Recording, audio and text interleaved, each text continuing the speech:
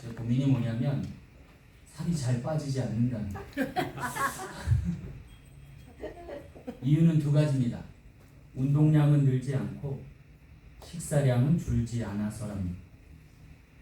그런데 저희 교회 나이 드신 권사님 가운데 한 분이 계속해서 저에게 종용하시기를 많이 잡숴, 하나만 더 잡숴 라고 이야기하시는 분이 계십니다. 왜 그러실까? 예전에 못 먹던 시절이라 좀 살찐 사람들이 후덕해 보이는 모양입니다.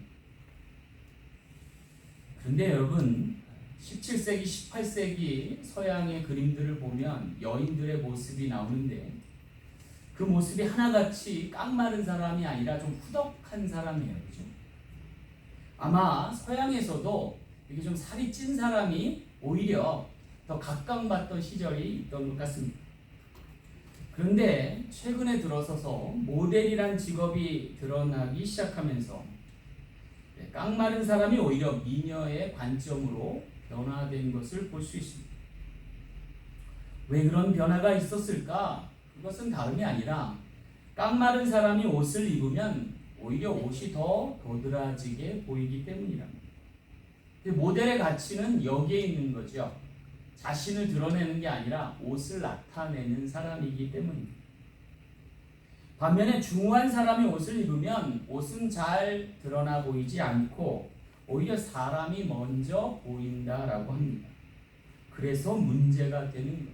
왜냐하면 모델의 중요한 이유는 모델 자체가 날씬하고 예뻐서가 아니라 오히려 그러한 마른 사람들이 입을 때 디자이너가 디자인한 옷이 더 가치 있는 옷으로 보여질 수 있기 때문이라서입니다.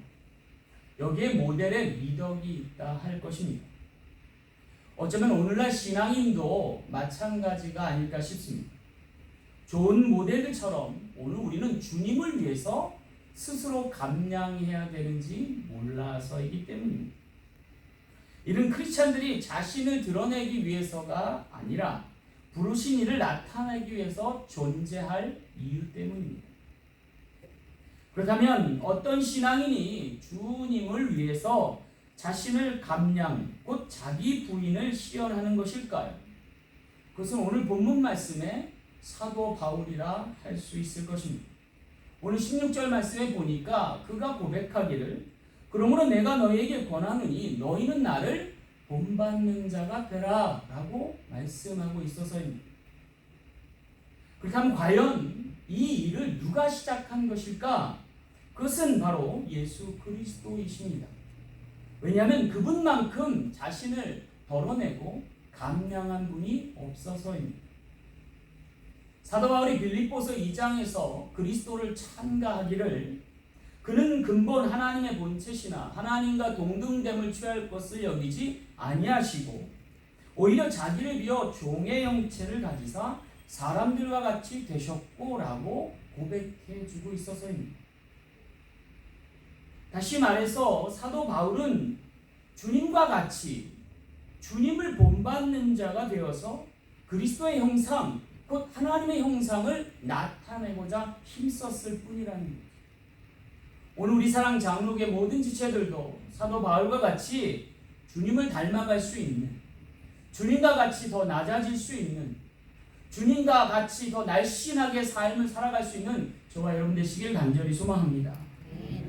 자, 그렇다면 예수 그리스도를 닮아가는 이의 삶은 어떠한 삶이고 어떤 축복을 약속하실까요? 오늘 말씀을 통해 귀한 깨달음 얻는 저와 여러분 되시길 간절히 소망합니다. 첫째로 주님을 닮아가는 삶은 본뜨는 삶입니다. 오늘 15절 말씀 볼게요. 그리스도 안에서 1만 스승이 있으되 아버지는 많지 아니하니 라고 고백하고 있습니다. 여기 초대교회 당시에 그리스도 안에서 스승되기를 소망하는 이들이 많았던 것을 소개하고 있습니다. 그 수가 무려 1만 명에 달하고 있는 것을 볼 수 있어서입니다. 당시 기독교인들의 개종과 함께 엄청나게 불어났던 제자들의 수를 의미하기도 한다 하겠습니다. 문제는요, 그 제자들 가운데 스승을 꿈꾸는 이들은 많았지만 스승이라고 할 만한 이들은 적었다는 것입니다. 이윤즉슨 그들 가운데 사도 바울처럼 아버지의 마음을 갖는 이가 상대적으로 적어서라는 것이었습니다. 왜 이토록 사도 바울이 스승되고자 했던 제자들에게 아버지의 마음을 강조한 것일까요? 그것은 다름이 아니라 제자들은 찍어낼 수는 있지만 스승은 찍어낼 수가 없어서입니다. 오히려 양육하여 잘 길러져야 할 대상이기 때문에 그럽니다. 여러분 오늘날도 마찬가지예요. 여러분 미국에만 봐도 여기 애틀랜타만 봐도 신학교가 되게 많아요. 거기에 수많은 신학생들이 있습니다. 그러나 그 신학생들 중에 다들 목회자가 되는 건 아니에요.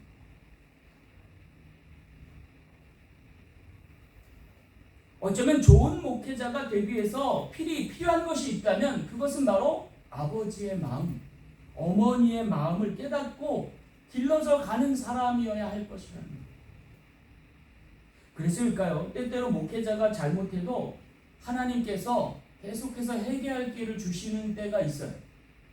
그건 그 목회자가 대단해서가 아닙니다.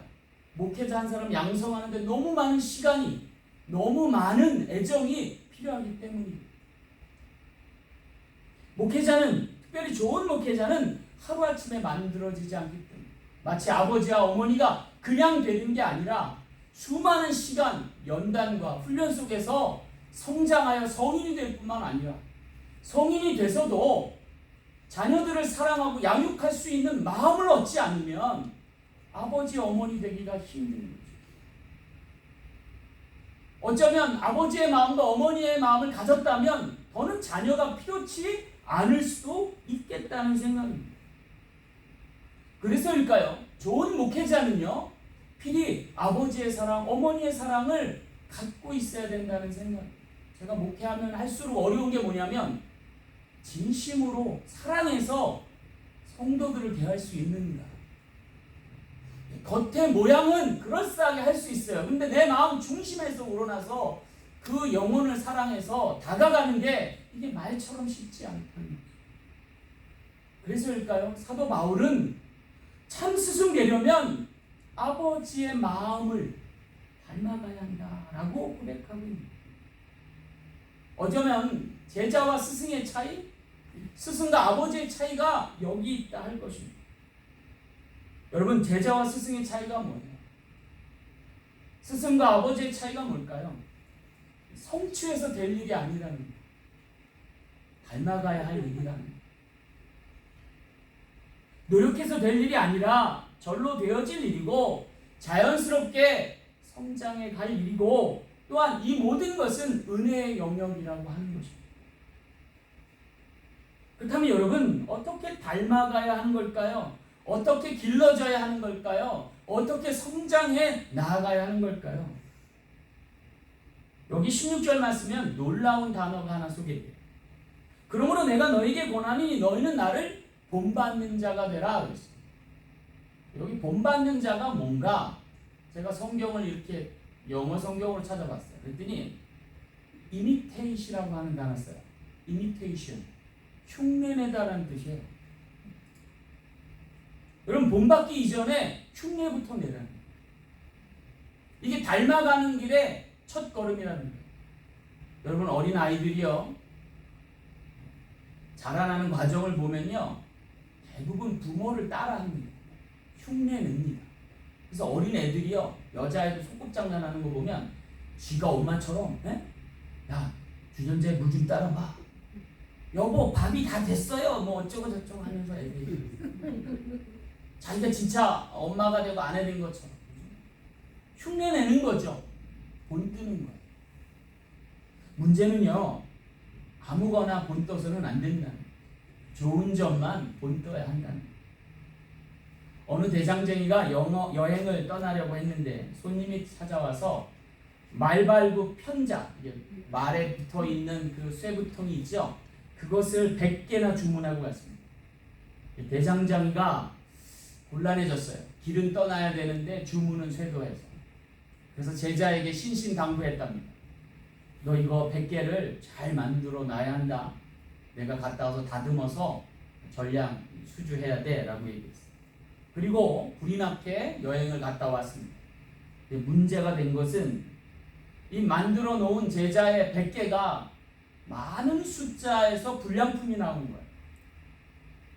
왜 이게 불량품이 나왔나? 이게 뭐 어렵다고 알고 봤더니 제자가 한답시고 만든 게 처음에 본을 뜨고 그걸로 하나를 만들고 그 본 뜬 걸 가지고 또 본 뜨고 또 본 뜬 거 가지고 또 본 뜨고 이렇게 해서 100개를 만든 거예요. 그게 하나 갖고 본을 계속 떠야 되는데 본 뜬 것마다 본을 떠가지고 100개를 만들었더니 불량품이 산더미처럼 쌓이는 거죠. 닮아가되 본을 뜨되 아무거나 또 모든 것을 본뜰 수는 없는 일이라는 거죠. 여기 성도들의 피해갈 수 없는 질문이 있어요. 과연 우리는 누구를 본떠야 하느냐? 그것은 사도 바울이 바로 예수 그리스도, 우리 신앙의 본이 되신 주님이어야 한다라고 소개합니다. 그런데 놀랍게도요, 사도 바울이 뭐라고 하냐면 너희는 나를 본받는 자가 되라 그랬어요. 여러분 좀 이 뉘앙스가 다르죠? 주님을 본받는 자가 되라 라고 얘기하는데 사도 바울은 나를 본받는 자가 되라 그래요. 자칫 잘못하면 여러분 이단으로 가는 수가 있어요.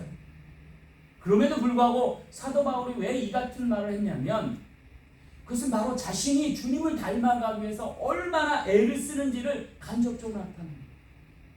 주님을 어떻게든 본받으려 하는 자신을 본받으라는 거예요. 그건 자기를 본받으라는 얘기가 아니라 주님을 닮아가려 하는 주님의 본을 뜨기를 힘쓰는 자신을 닮아가요. 그도 그럴 것이 사도 바울이 얼마나 예수님을 오차 없이 따랐는지 몰라요. 심지어 사도 바울은 장가도 안 갔어요. 이방인에게 복음 전하기 위해서 목숨도 내놓았어요. 그래서 그가 복음으로 말하면, 성경으로 말하면 성경 신약 성경의 3분의 1을 쓰고도 수많은 교회를 개척하고도 여전히 주님을 본받기 위해서 자신을 낮추는 모습을 성경에서 나타냅니다. 그런 자신을 본받으라고 지금 사랑하는 속사도인 디모데에게 오늘도 부탁하고 있는 모습을 볼 수 있습니다. 사랑하는 성도 여러분, 오늘 우리가 주님을 본받아야 할 줄 믿습니다. 그리고 사도 바울처럼 오차 없이 편차 없이 주님을 닮아가야 할 줄 믿습니다. 그럴 때 저와 여러분은 주님을 닮은 그리스도인 크리스찬이 되어서 하나님께 영광 돌리시는 저와 여러분 될 줄로 믿습니다. 그러기 위해서 사도 바울이 강조한 게 있어요. 그건 뭐냐면 성령을 의지하라. 자신을 의지하지 말고 성령을 의지하라. 성령을 의지할 때만이 주님을 닮아갈 수 있는 거예요. 주님의 원하시는 바, 나의 나됨이 실현될 수 있다. 사도 바울이 디모데를 비롯한 모든 속사도들에게 강조한 것은 뭐예요? 주님을 닮아가는 자신을 닮되 성령을 의지해서 주님과 오차 없는 삶을, 편차 없는 삶을 살아갈 것을 당부하고 있는 것입니다. 오늘 우리도 성령을 의지해서 주님을 닮아가며 오차 없는 사도 바울의 삶을 믿음으로 계승할 수 있는 저와 여러분 되시길 간절히 소망합니다. 두 번째, 예수님 그리스도를 닮아가는 삶은 본받는 삶입니다. 오늘 17절 말씀 한번 보면요, 이로 말미암아 내가 주 안에서 내 사랑하고 신실한 아들 디모데를 너에게 보내었으니 라고 소개하고 있습니다. 여기 사도 바울의 대표적인 속사도 디모데를 소개하고 있어요. 근데 그 표현이 잘못 대단해요. 뭐라고 기록되면 이는 주 안에서 사랑하는 신실한 아들이다 라고 표현합니다. 내 자랑할 만한 제자다라고 얘기 안 하고요, 주 안에서 사랑하고 신실한 아들이라고 소개하고 있다. 여러분, 사도 바울에게는 많은 제자들이 있었어요. 그리고 속사도를 삼을 만한 이들이 많았습니다. 그런데 유독 신실한 아들이라고 소개한 이는 딱 한 사람이에요. 바로 디모데입니다. 이토록 사도 바울이 그를 신실한 아들로 자랑하고 사랑했던 이유가 뭘까? 그것은 바로 그가 주님을 너무나도 닮아가서입니다. 여기 디모데의 역할을 보면요, 신약 성경에 보면 바울이 빈자리를 메꾸는 사람이었어요. 그러니까 사도 바울이 선교하러 갔다가 교회를 세우고 문제가 생기면 그 교회와 성도들을 놔두고 다른 곳에 가서 선교했어요. 그렇다고 해서 사도 바울이 그 교회와 성도들을 버리는 것은 아니에요. 오히려 자기는 이를 계기로 다른 교회와 또 다른 성도들을 섬겨 나갔지만 반드시 그러한 문제될 만한 교회는 디모데를 보냈어요. 근데 놀라운 건요, 사도 바울과 마찰을 빚었던 교회와 성도들조차도 디모데가 가면 하나님과 화평을 누리고 평안함을 되찾게 되더라는 거예요. 이게 디모데가 갖는 놀라운 특성이에요. 오히려 사도 바울보다 더 온유하고 겸손했던 모양이에요. 더 많이 주님을 닮았던 모양이에요.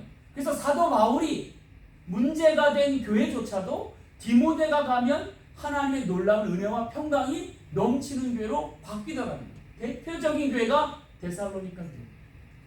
데살로니가 교회가 얼마나 사도 바울을 핍박했는지 몰라요. 쫓아냈는지 몰라요. 근데 그 교회가 말세지 말에 종말 때에도 쓰임받을 교회로 변모된, 그리고 변화시킨 이가 바로 디모데였다는 거예요. 그래서 사도 바울이 칭찬하지 아니할 수 없어요. 그래서 그가 사랑하고 신실한 아들 디모데라고 소개하고 있어요.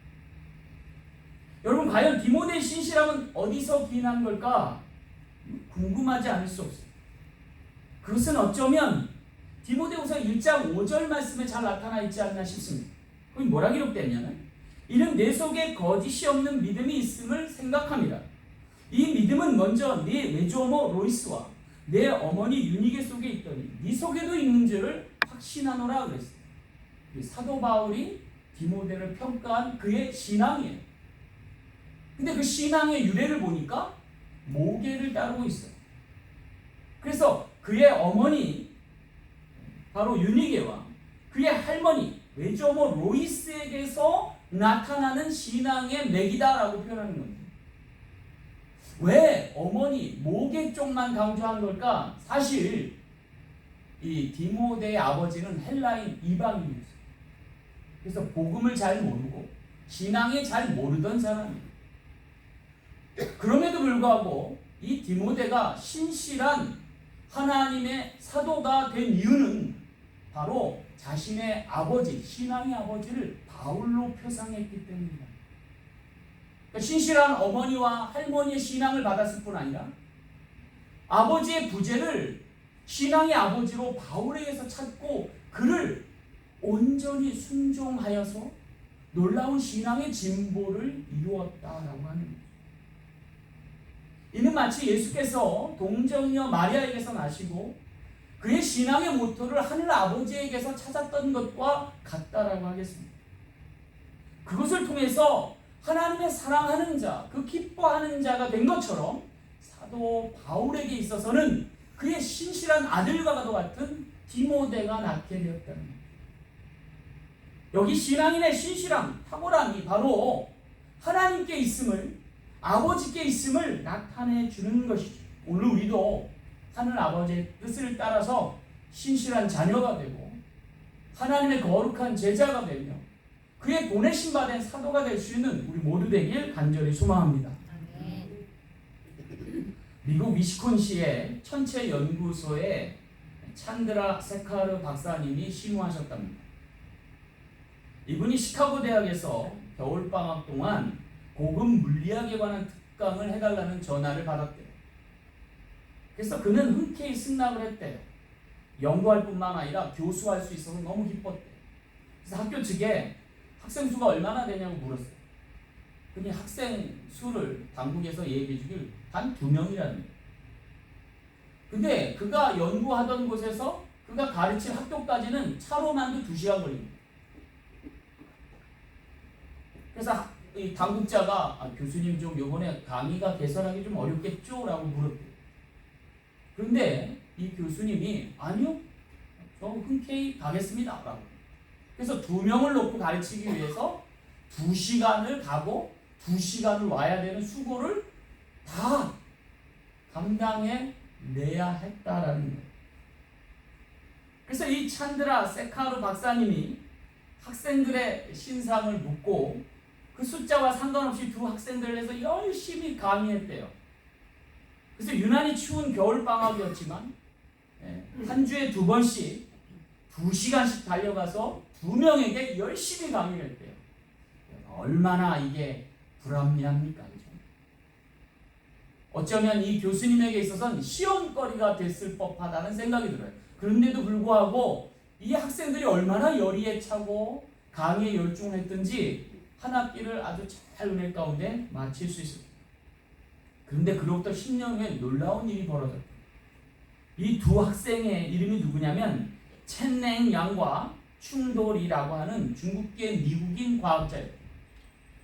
놀라운 것은요, 10년 후에 이들이 노벨상을 수상합니다. 노벨 물리학상을 수상하는 놀라운 쾌거를 이루게 됩니다. 그들이 수상 소감을 하는데 뭐라고 얘기했냐면요, 우리 2 사람을 위해 열정적으로 강의해 주셨던 찬드라 세카로 박사님이 저희들을 이 자리에 서게 해 주셨습니다. 고백했다. 여러분, 그들의 탁월함에는 스승의 신실함이 있었다. 오늘 우리가 크리스찬으로서 탁월할 수 있는 이유는 주님의 신실함 때문이고 그 믿음을 우리에게 계승해 준 사도들의 신실함 때문이 아니에요. 오늘 우리도 그와 같이 우리 다음 세대에게 그 신실한 양육을 통해서 하나님의 자녀로 성장시킬 수 있는 우리 모두가 되길 간절히 소망합니다. 오늘 우리 교회가 비록 작지만요, 저 뒤에 우리 다음 세대 아이들이 지금 예배에 참여하고 있어요. 얼마나 감사한지 몰라요. 우리 박수합시다. 고마워요.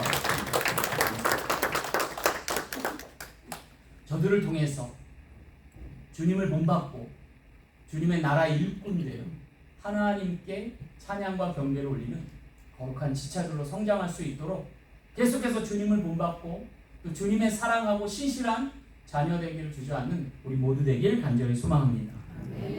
마지막 3번째, 그리스도를 닮아가는 삶은 본되는 삶입니다. 오늘 20절 말씀 볼게요. 하나님 나라는 말에 있지 아니하고 오직 능력에 있습니다 그랬어요. 여기 끝으로 하나님 나라의 실체를 소개하면서 사도 바울은 그것이 말로 해서는 안 될 일임을 명시하고 있어요. 그렇다면 그 나라의 실체의 능력은 과연 어디서 기인하는 걸까요? 그것은 아마도 가르침에 있다 하겠습니다. 문제는요, 말로만 하는 가르침이 아니라 능력을 행할 수 있는 가르침이어야 한다는 거죠. 다시 말하면 매를 들라는 말씀이 아니라 본이 되라는 말씀인 거죠. 그렇게 되기 위해서는 행동하는 신앙인이 되어야 할 것을 이야기하고 있는 것입니다. 다시 말하면 잔소리가 되지 않고 무게 있는 말씀이 되어야 한다는 거예요. 여러분의 말 한마디가 잔소리가 되지 말고 무게 있는 말씀이 되어야 한다는 이야기입니다. 제가 아들 누가를 키우면서 깨닫는 것이 많습니다. 가장 아쉽고 안타까운 것은 뭐냐면 제가 말로만 했던 적이 많았다. 아이를 지도하고 양육하는데 말로만 했던 적이 많았다. 가장 대표적인 게 뭐냐면 책을 읽으라 라는 얘기를 제가 많이 해요. 근데 애 앞에서는 책을 안 읽었던 거예요. 제가 사실 젊었을 때는 책을 많이 읽었거든요. 곧잘. 그래서 방방마다 책으로 다 수놓을 정도로 했는데 이게 나이가 들면서 게을러졌는지 아니면 요새 동영상들이 좋은 게 많이 나와서 그런지 웬만한 지식을 동영상으로 접하는 습관이 생겼어요. 그러니까 아이가 딱 볼 때는 아빠는 맨날 동영상만 보는 분인가 보다 하고 자기도 동영상만 보는 거예요. 근데 제가 요새 회개하고 있어요. 아, 내가 젊었을 때처럼 책을 많이 읽었을 때 애를 낳았으면 아마 저 녀석이 책을 많이 읽는 친구가 됐겠거니라는 생각도 해봅니다. 하지만 때가 늦었다고 생각하지 않고 이제부터라도 제가 아이 앞에서 좀 책을 읽을까 회심하고 있습니다. 왜냐하면 우리 세원이, 가장 어린 세원이가 책을 되게 많이 읽어요. 하루에 3-4번씩 봐요. 제가 왜 이렇게 책을 많이 보나 그랬더니 우리 정명신 집사님이 책을 많이 보시더라고요. 짬만 나면 책을 보시더라고요. 그래서 제가 회개했어요. 이제부터라도 아이에게 책 읽는 모습을 보여줘야겠다 라는 생각을 갖게 됐습니다. 누가를 양육하면서 아주 애를 먹을 때가 많고 그러면서도 또 보람을 찾는 경우가 많은데 그래도 우리 아이가 잘 자라주었다라는 생각을 해봅니다. 그나마 우리 부부가 노력하고 애쓰며 보여줬던 모습들이 조금은 반영된 것이 아닐까라는 생각이어서 흐뭇할 때도 있습니다. 그런데 돌이켜보면 저희 와이프와 제가 어려운 세대를 살아오면서도 잘 성장했던 이유를 곰곰이 생각해 봅니다. 저희 부모님 세대는 말로 아이들을 가르치지 않았다. 행동으로 직접 보이셨다. 오히려 말로는요, 미안하다고 그랬어요. 야, 내가 배운 게 얼마 안 돼서 너에게 뭘 좀 가르쳐 줄 게 없다. 네가 알아서 잘해주니까 너무 고맙다. 지금 생각해 보니까요, 저희들은 부모님의 뒷모습만으로도 충분한 배움을 갖게 되었다. 어려운 환경과 여건 가운데서도 최선을 다하셔 우리를 사랑하시고 희생하시는 부모님의 모습을 우린 간직하고 있죠. 그것을 배웠기 때문에 우리 세대가 좋은 또한 부모가 될 수가 있는 것이 아닐까라는 생각이에요. 말이 아닌 능력이 있음은 오늘 우리에게 본이 되어주시는 부모님의 희생과 사랑 때문이었고, 오늘 우리가 좋은 신앙인이 되는 이유는 하나님께서 친히 예수 그리스도로 우리에게 본이 되어주셨기 때문에 사람은 이렇게 살아야 한다. 신앙인은 이렇게 길을 걸어가야 한다. 그리고 길로 가야 하고 도를 깨달아야 하고 하나님의 뜻을 나타내야 할 것을 친히 보이셨기 때문에, 하나님을 여과 없이 나타내셨기 때문에 그 주님을 본을 삼았어요. 오늘 우리도 본된 신앙 안에서 주님께로 자라갈 수 있는 저와 여러분 되시길 간절히 소망합니다. 그것이 오늘 그리스도인으로 살아가는 잣대가 되어야 할 것입니다. 말처럼 쉽지는 않을 것입니다. 왜냐하면 우리의 삶으로 또한 나타내야 할 의무가 주어지기 때문에. 그러나 주님께서는 자신을 나타내고 말씀을 드러내고 하나님의 형상이 되어가기를 주저하지 않으셨다. 그것을 통해서 오늘 우리에게 친히 은혜 되어 주셨다라고 하는 겁니다. 오늘 우리도 그리스도를 닮은 자로서 하나님의 형상 나타내며 그리스도의 형상 되기를 힘쓰는 저와 여러분 되시길 간절히 소망합니다. 요새 아들이 제게 질문을 할 때가 있어요. 엉뚱한 질문이긴 한데 뭐라고 질문하냐면, 아빠도 젊었을 때 날씬했어? 제가요, 누가만큼은 아닌데도 좀 날씬했어요, 옛날에. 어제 우리 장모님하고 영상통화했는데 장모님이 제가 처음 부임한 전도사 때 권사님이셨어요. 네. 그분이 저한테 그러시더라고요. 왜 그렇게 변했어? 그러더라고요. 왜요? 그랬더니 의지가 되어 있어. 근데 그 옆에 있는 처남을 봤는데, 처남이 제가 중고등부를 가르쳤을 때 그때 고등학생이었어요. 그 친구도 여전히 뚱뚱해졌더라고요. 나이가 들면서 나이살이 찌는구나 뭐 그렇게 자연스럽게 생각하기도 했지만, 아마 우리 누가에게는 고민스러운 부분인가 봐요. 자기가 아빠 나이가 됐을 때 저렇게 뚱뚱하고 못생긴 건 아닐까 뭐 그런 걱정을 좀 하는 거예요. 그리고 또 그래요. 아빠 젊었을 때 키가 컸어 그래요. 자기보다 이제 작아질 것 같으니까. 근데 얘가 걱정 있나 봐요. 아버지처럼 키가 멈추면 어떡하나 저 상태에서 뭐 그런 걱정을 하나 봐요. 심지어는 아빠도 어렸을 때 머리숱이 많았어? 뭐 이렇게 물어요. 왜 자꾸 저 녀석이 저런 질문을 하는 걸까? 나름대로 걱정돼서 하는 모양인 것 같기도 하지만, 그럼에도 불구하고 아들 누가가 그런 생각을 하나 봐요. 나도 어쩌면 저렇게 닮아가는 건 아닌가? 뭐 이런 생각을 하는 거예요. 근데 어제 우리 장모님의 영상 통화를 했는데, 장모님 얼굴에게서 우리 그 장모님의 어머니, 할머니의 얼굴이 보이시대요. 그때 제가 처음 부임한 교회에 어떻게 보면 그 왕권사님이셨어요. 최고령의 권사님이셨는데 그분이 되게 인자하셨어요. 되게 유순하셨어요. 그래서 저희 와이프가 본인의 어머니보다 할머니를 더 좋아하셨어요. 그리고 할머니를 닮으려고 애를 많이 썼어요. 근데 장모님은 좀 그렇지 않으시거든요. 근데 장모님의 모습이 이제 어느새 연세가 드시니까 그 할머니 모습으로 변모되십니다. 그리고 말씀하시는 것도 옛날보다 더 많이 유순해지시고 온유하시고 겸손하신 모습을 대하게 됐어요. 아, 저렇게 닮아가는 거구나. 그리고 저렇게 아름답게 성숙해지고 오늘 우리의 형상이 익어가는구나 라는 생각을 해보게 됐어요. 어쩌면 저 자신도 지금 아버님을 닮아가고 있고 할아버님을 닮아가고 있지 않나라는 생각을 해보게 돼요. 저희 아버님과 할아버님을 생각할 때마다 그런 생각이 들어요. 저희 할아버님의 바람이 뭐였냐면요, 내 자식들 평생 굶지 않게 하고 살겠다는 거예요.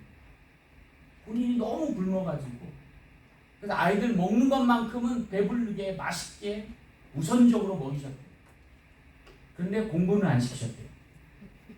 우리 아버님의 바람은 뭐냐면, 내 자식들만큼은 나처럼 이렇게 공부 못하지 않고 마음껏 배우게 하겠다, 뭐 그게 바람이셨나요? 그래서 그러니까 저희 아들들이 다 대학에 들어가서 미국에 유학까지 오고 있어요. 저도 바람이 있어요. 우리 아이가 나보다 영어를 잘하고 세계 속에 빛나는 주역이 됐으면 하는 바람이 있어요.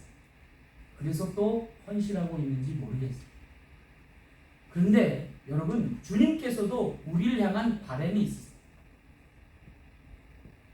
주님께서 제자들을 향하여, 사도들을 향하여 말씀하신 게 뭐냐면, 너희는 나보다 더한 일도 하리라 라고 말씀해요. 여러분, 우리가 어떻게 주님보다 더한 일을 할 수 있겠어요? 근데 주님은 제자들을 통해서 아니야, 너희가 나보다 더한 일도 할 수 있어 라고 권면해 주셨다는 거예요. 주님이 본이 되어 주셨기 때문에 가능한 일이에요.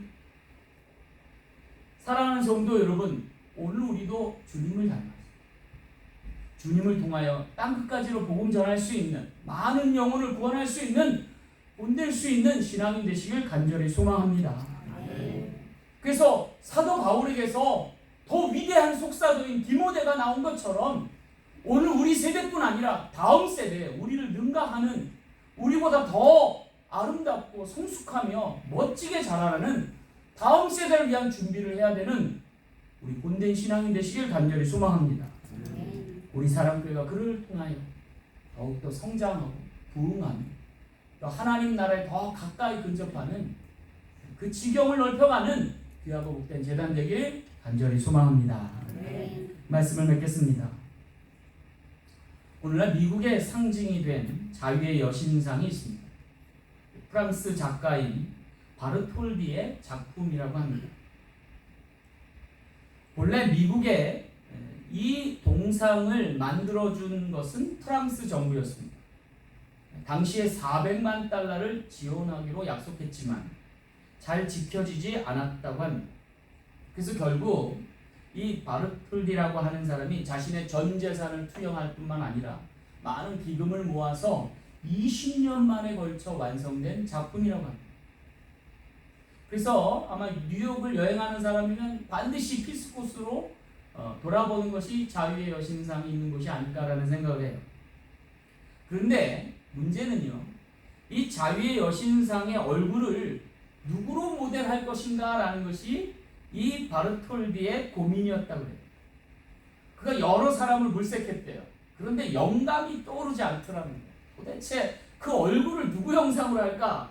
그래서 마지막 신중의 신중을 몰입하고 고심의 고심한 끝에 모델을 삼은 이가 있는데 그것은 바로 이 바르톨디의 자신의 어머니였다는 거예요. 어머니 얼굴을 그 형상으로 넣게 되었다는 거예요. 그래서 뉴욕을 방문하는 모든 사람에게 감동을 주는 자유의 여신상은 바로 자신의 어머니의 형상을 나타내게 되었다는 거죠. 사랑하는 성도 여러분, 오늘 우리의 자녀들이 누구를 모델로 하여 인생을 살아가길 원하십니까? 오늘 본문의 사도 바울처럼 믿는 도리의 사도이신 예수 그리스도를 닮아가야 할 줄로 믿습니다. 그렇게 되기 위하여 부단히 편차와 오차 없이 삶을 부과했던 사도 바울처럼, 그리고 주님을 닮아가고자 애쓰는 사도 바울을 통해서 주님을 닮아갔던 그의 신실한 아들 된 디모데처럼 오늘 우리도 그렇게 주님을 닮아가서 하나님의 형상을 나타낼 수 있는 거룩한 지체 되시길 간절히 축원합니다. 기도하겠습니다. 참 좋으신 아버지 하나님, 감사합니다.